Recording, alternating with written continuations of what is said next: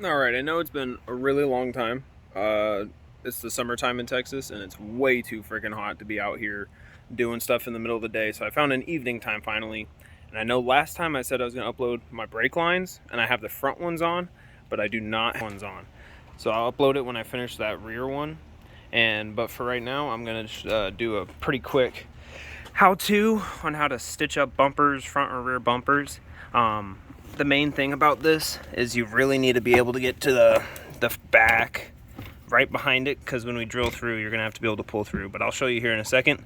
All you'll need is a drill, whatever drill bit size you have, and a drill bit size that matches the size of your zip ties, so that it fits tightly but not gonna move around too much. So let me go ahead and get that set up.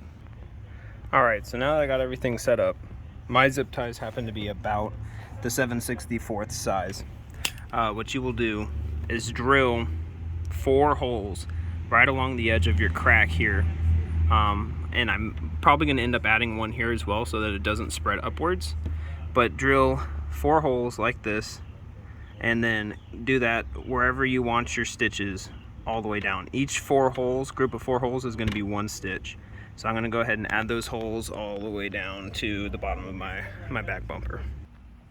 Alright, so now I have my holes drilled right here, and all the way down in groups of 4, all the way down to the very end of my crack. And now I'm going to start at the top, and then as I go down, I'll be aligning the bumper and slowly tightening them so that they look like stitches. This is going to be kind of a mess because this was kind of just shattered here, but we'll try and get it to look as good as we can. So let me start doing that real quick.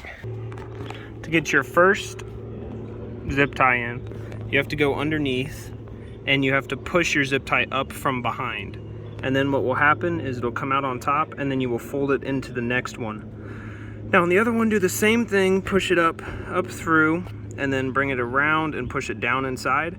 So then it makes an overlapping stitch like this. Now what you'll have to do is go back onto the underside and then connect your zip ties and pull them taut. Let me do that on one of these and I will show you after. Alright, I have the top one cinched down, but I am in the middle of cinching the rest of these down. They're all loosely in, and then I'll have that stitch right here. And then in the process, this bad boy also came loose, so I'm gonna add some stitches right here as well. But let me go ahead and tighten these all down first and see if I can get it aligned well. Alright, as you can see, it's sometime later, probably another 30 minutes. There's a bumper bash bar that goes right up behind here on the 370Z, and that made these extremely hard to get to without taking the bumper off. So a few of these up here are just slightly loose, but then down here I was really able to cinch them together and get that bumper back pulled together as best as I could. I'll probably go back in at some point and try and get these a little tighter if possible. Sometimes the zip ties don't really want to work, but from far away you can't even tell. That is a cinched up bumper. I'm going to go ahead and drill the holes on this real quick, and then I'll take one final video, I guess one final part, with everything all cinched up and finished. Alright, it's practically dark outside. I'm glad this phone has high brightness because that sun set fast. But here we go. This is all done and said. Let me get my flashlight on it. Okay, there we go. I guess it'd be better without a flashlight. Alright, well, here we go. Let me step back so you can see. Alright, so before, my exhaust literally got tore out the back by a manhole. And this shattered all the way up here. And then I think I created that. Let me see if I can get it to focus better.